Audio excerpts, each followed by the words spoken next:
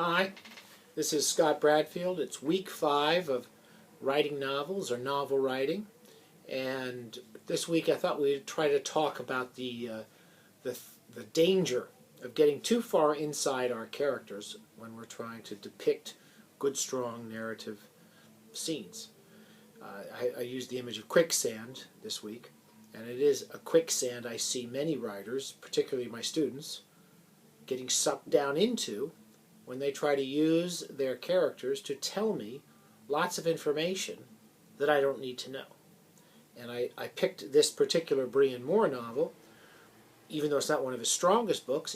It's a very good book, I think, but it's not my favorite Brian Moore novel, because I think it shows how clearly he can depict interior life of his characters without going into endless expositional rants about how they feel and who they are and what they've been doing.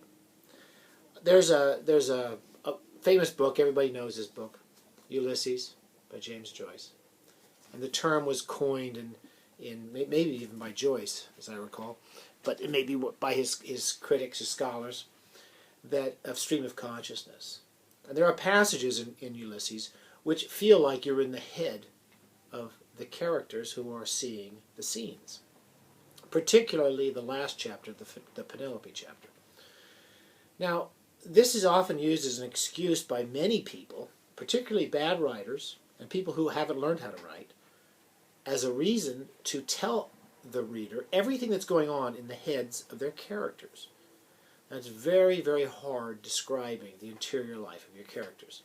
And I think you'll start to see this as you read one another's work and see how clearly good dramatic scenes are coming across and how your fellow students are really understanding those dramatic scenes, and how difficult it is for you to describe how your characters feel, and your readers will often be confused by the times you try to explain how they feel. It's a very tricky place to be. So again, the Brian Moore novel is simply just a kind of a paradigm we're going to use as an example of ways of doing things.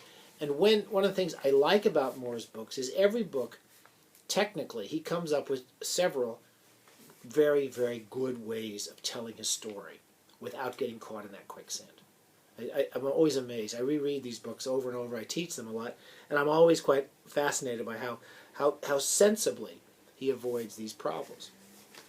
Let's look at the Color of Blood and see the gimmick, the trick. This is a book about ideas. That's my dog shaking her head.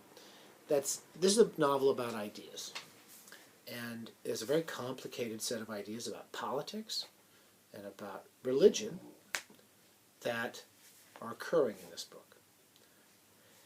Excuse me, I'm having to tell my dog to stop growling.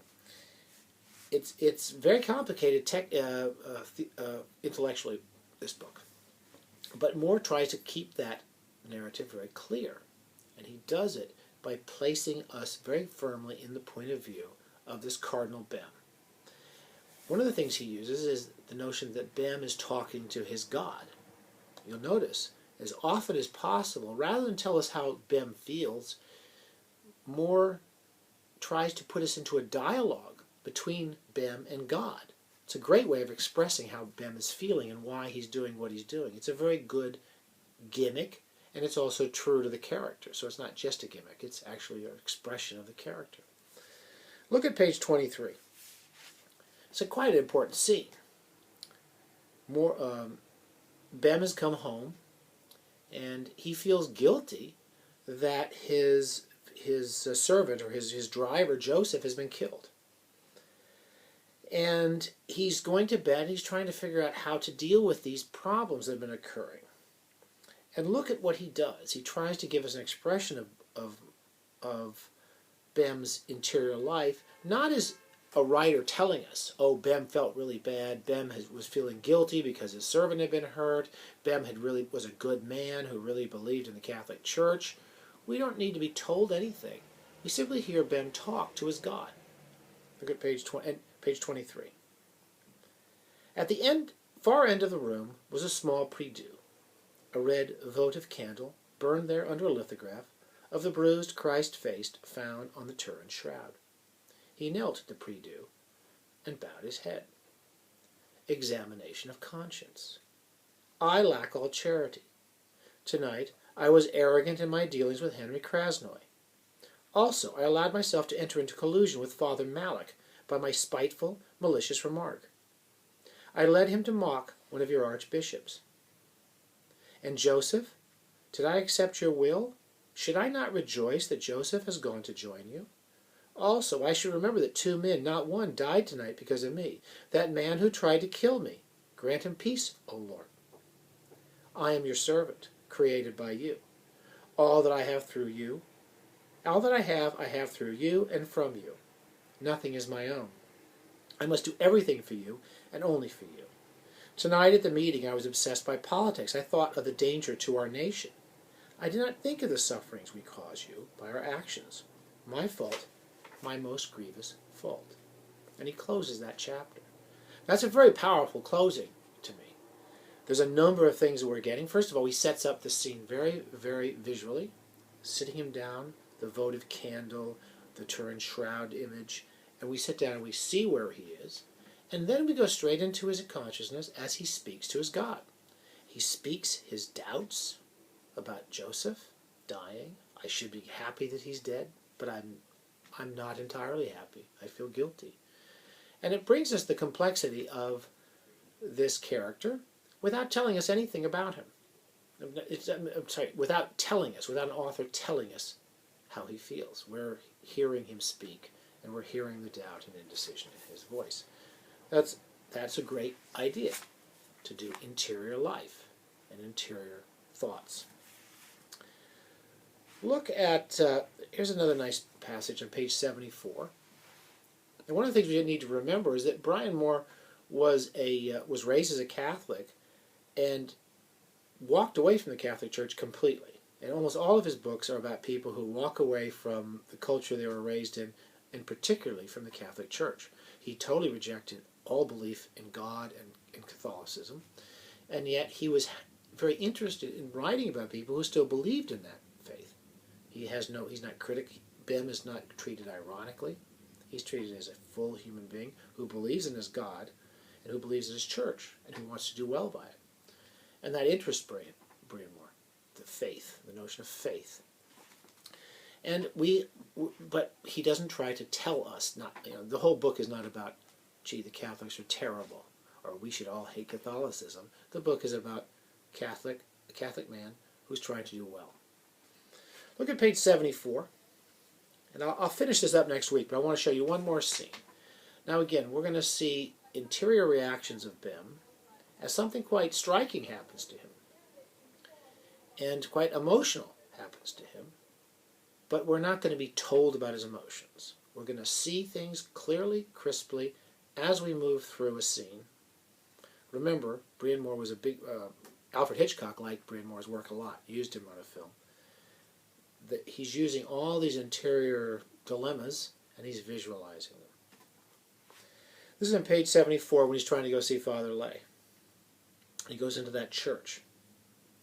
He rose, genuflected, then walked up the side aisle going to the altar rail. The ladies who were arranging the altar flowers at a side table within the altar area were now quite close to him. One of them walked across the altar steps, genuflected to the host, and placed a vase of gladioli at the left-hand side of the altar. He waited, not wishing to disturb her by entering the altar area before she had finished her task. As he did, he noticed that she was walking with a limp. Then, as she passed him, coming down the altar steps, he saw her face, marked by tiny cuts. He caught his breath. But she did not look at him.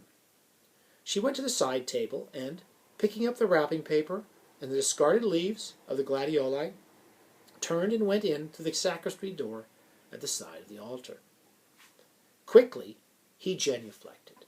Now remember, this is a crucial moment for Bim. He's been told that people in the Catholic Church are behind his abduction. Suddenly, he sees this devout woman who is probably the woman who tried to kill him in the opening scene. We don't get anything react and any interior thoughts. We see clip, clip, clip as what Bim sees in the church as he sees it. And then his reactions are physicalized or objective as possible. We'll finish the last paragraph. So everything is going along as he sees them. Quickly, he genuflected and went back down the aisle to the rear of the church, pushing the leather-bound door open, forgetting to dip his hand in holy water and make the sign of the cross as he left the church. He felt sweat on his brow, and suddenly there were damp patches under his armpits. He began to walk quickly, not aware of his direction. She is in there, decorating the altar, a sodality lady, pious, lonely, her life centered around devotions and good works. The security colonel was right. They are Catholics, Catholics who want to kill me. And look how crisply and clearly Moore delivers this interior realization of Bim's, that this woman's a Catholic. The stories they told me about the Catholics are true. I understand what's happening. Now, he doesn't try to go into all the complications of thought and all the half-thoughts that go through our heads. He tries to make it the dialogue, an interior dialogue. That's a technique, by the way, he learned from James Joyce. I'll go back to James Joyce. People remember this sort of stream of consciousness in Joyce is not this big, murky, milky whirlpool of thoughts and half-thought things. It's a number of really, really clearly articulated moments as the characters go through Dublin, and they're really tightly manufactured. Anyway, so it's a good book for discussing interior and exterior life, and we'll carry that on next week. Sorry for the little glitches in the tape. I'll try to tidy these up when I tape this and deliver it. Okay, bye.